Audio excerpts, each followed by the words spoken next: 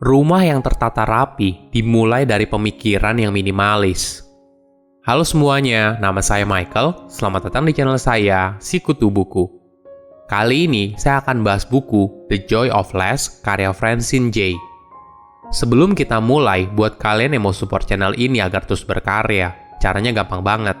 Kalian cukup klik subscribe dan nyalakan loncengnya.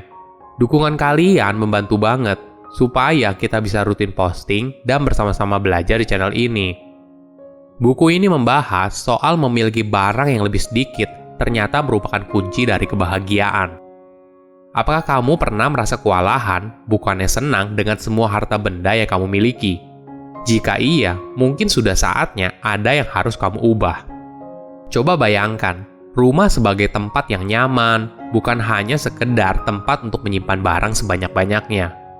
Di luar dari barang yang berguna bagi hidupmu, kebahagiaan tidak ditentukan dari barang yang kamu miliki. Jadi, buku ini cocok bagi kamu yang merasa lelah dengan kondisi di mana rumah kamu terdapat banyak sekali barang, sulit mencari barang yang diinginkan, atau menghabiskan banyak uang untuk barang yang sebenarnya tidak kamu butuhkan. Saya merangkumnya menjadi 3 hal penting dari buku ini. Yang pertama, pola pikir minimalis. Saat memutuskan apakah kita harus menyimpan suatu barang atau tidak, Jay menyarankan kalau kita harus ingat bahwa kenangan, impian, dan ambisi kita tidak berada di dalam benda tersebut, tapi ada di dalam diri kita sendiri. Barang yang kita miliki bukan cerminan diri kita sebenarnya. Cerminan diri kita adalah apa yang kita lakukan, apa yang kita pikirkan, dan apa yang kita cintai. Penting untuk melihat barang yang kita miliki dengan pandangan yang kritis. Ini merupakan tugas kita sebagai penjaga gerbang untuk memilih barang mana yang boleh masuk ke dalam rumah kita atau tidak. Ketika kamu mau membeli sebuah barang, coba renungkan beberapa hal dulu sebelum membuat keputusan. Apakah barang ini pantas berada di dalam rumah saya? Apakah barang ini memberikan nilai tambah ke dalam rumah saya? Apakah barang ini membuat hidupmu lebih mudah atau malah membuat hidupmu jadi lebih rumit? Apakah ada lokasi untuk menaruh barang ini? Apakah barang ini ingin saya simpan selamanya atau setidaknya dalam waktu yang lama? Pertanyaan ini membuat kamu akan berpikir 2 kali sebelum beli sebuah barang. Bukan hanya rumah kamu menjadi lebih rapi, tapi kamu juga bisa menghemat banyak uang.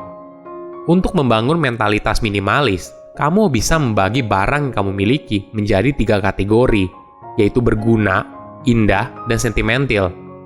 Kategori barang berguna adalah barang yang memiliki fungsi dan bermanfaat bagi hidup kita. Barang ini penting bagi keberlangsungan hidup kita, seperti misalnya pakaian, air, makanan, dan sebagainya.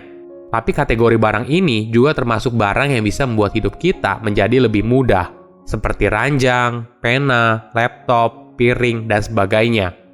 Selanjutnya, kategori barang indah adalah barang yang memberikan kita perasaan yang menyenangkan dan barang tersebut berhak ada di dalam hidup kita. Terakhir adalah barang sentimental.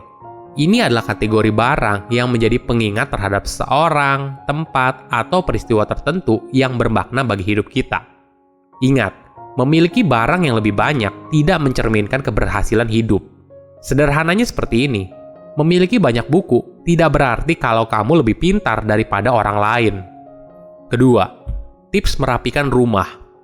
Sebelum mulai menjadi seorang minimalis atau mulai merapikan rumah, kamu perlu pahami kalau kamu perlu punya perasaan yang tidak melekat dengan barang yang kamu miliki. Contohnya begini, ketika di tengah malam hari dan kamu sedang tertidur pulas, lalu tiba-tiba alarm kebakaran kamu berbunyi, apa yang pertama kali kamu lakukan? Apakah kamu berusaha mengambil barang sebanyak-banyaknya, misalnya laptop, dokumen penting, atau foto kenangan? Tentu saja tidak. Hal yang paling penting adalah lari keluar rumah untuk menyelamatkan diri.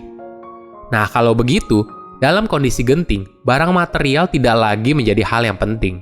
Tentu saja dalam perjalanan, pasti akan timbul perasaan melekat terhadap barang yang indah dan sentimental. Namun di satu sisi, kita harus menyadarinya dan menjaga perasaan kita untuk tidak melekat.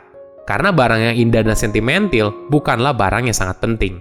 Mindset ini harus kamu miliki sebelum memulai kegiatan merapikan rumah. Jika sudah, Jay memberikan tips apabila kamu ingin mulai merapikan rumahmu dengan teknik streamline yang merupakan akronim dari start over, trash, treasure, or transfer, reason for each item, everything in its place, all surface clear, modules, limits, if one comes in, one's come out, narrow down, dan everyday maintenance. Oke, kita bahas singkat satu persatu ya. Start over artinya kita memulai dengan sesuatu yang baru.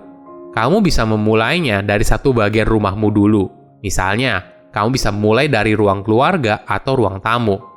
Jika sudah, kamu bisa masuk tahap kedua, yaitu trash, treasure, or transfer. Trash adalah kategori barang yang sudah tidak bagus dan tidak layak untuk didonasikan. Misalnya baju luntur atau barang yang sudah kadaluarsa dan sebagainya. Treasure berisi kategori barang yang indah dan sentimental. Namun perlu diingat, untuk kategori ini, barang tersebut harus bisa dipajang atau terlihat dengan jelas. Transfer adalah kategori barang yang masih bisa dialihkan, entah itu dijual atau diberikan ke orang lain yang membutuhkan. Dalam membagi barang ke dalam 3 kategori tersebut, Jay menekankan kamu harus punya reason for each item. Artinya, ada alasan kenapa barang tersebut harus kamu simpan. Streamline berikutnya adalah everything in its place, all surface clear, dan module. Ini artinya, dalam menentukan lokasi barang yang kamu simpan, kamu harus tahu dulu apakah barang ini kamu gunakan rutin setiap hari, setiap minggu, setiap bulan, atau malah setahun sekali. Informasi ini akan menentukan di mana barang tersebut akan kamu simpan. Misalnya, di dekat kamu, di dalam lemari, atau di gudang rumah. Selain itu, kamu juga bisa menyimpannya berdasarkan kategori barang yang sama. Misalnya obat-obatan yang ditaruh di laci spesifik. Namun perlu dipahami, untuk menjaga kerapian rumah, setiap permukaan, entah itu meja, dapur, atau ruang kerja, harus bebas dari barang dan bersih, agar kita punya kesan yang rapi. Streamline berikutnya adalah limits, dan if one comes in, one goes out. Kita harus bisa membatasi dan mengatur barang yang masuk dan keluar di rumah kita. Misalnya, jika kamu sudah punya 10 buku di rumah dan kamu ingin beli buku yang lainnya, maka salah satu bukunya bisa kamu donasikan atau dijual. Sama halnya dengan pakaian. Setiap kali kamu membeli pakaian baru, maka kamu harus memilih satu pakaian lama untuk kemudian didonasikan apabila masih layak atau dibuang. 2 streamline terakhir adalah narrow down dan everyday maintenance. Hal ini berarti kamu berpikir lebih minimalis, misalnya dengan memilih barang multipurpose daripada membeli 3 barang dengan fungsi yang berbeda. Jenis barang ini banyak kamu temukan dalam peralatan rumah tangga. Terakhir adalah, kamu harus berkomitmen untuk rutin merawat rumah. Misalnya, melakukan perawatan rutin untuk menjaga kerapian rumah. Ketiga, mengajak anggota keluarga yang lain. Apabila kamu sudah punya mindset minimalis, maka langkah selanjutnya adalah kamu juga harus bisa mengajak partisipasi dari setiap orang di dalam rumah untuk punya pola pikir yang sama. Contohnya seperti ini.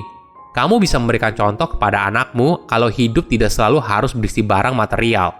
Orang tua bisa melakukan banyak hal. Misalnya, tidak menghabiskan weekend untuk membeli banyak barang hanya karena sedang diskon besar-besaran, atau menyimpan banyak barang di dalam lemari atau laci. Jay memberikan contoh. Salah satu indikator keberhasilannya dalam memberikan contoh yaitu ketika anaknya berusia 3 tahun bilang kalau dia tidak butuh banyak mainan. Bermain di bawah sinar matahari saja cukup. Cara lain yaitu kamu bisa mengajak orang rumah untuk melakukan kegiatan merapikan rumah. Kegiatan ini akan memberikan mereka rasa memiliki atas hasil rumah yang rapi. Selain itu, penting juga harus ditekankan. Dalam merapikan rumah, bukan berarti semua barang harus dibuang atau didonasikan. Hingga akhirnya, kegiatan merapikan rumah menjadi sebuah kebiasaan di dalam keluarga. Kegiatan merapikan rumah tidak berubah dalam semalam, apalagi mindset soal minimalis. Namun, dengan pemikiran yang tepat dan konsistensi, maka rumah yang rapi tidak lagi menjadi sebuah angan-angan. Silahkan komen di kolom komentar pelajaran apa yang kalian dapat ketika baca buku ini. Selain itu, komen juga mau buku apa lagi yang saya review di video berikutnya. Saya undur diri, jangan lupa subscribe channel YouTube Sikutu Buku. Bye-bye.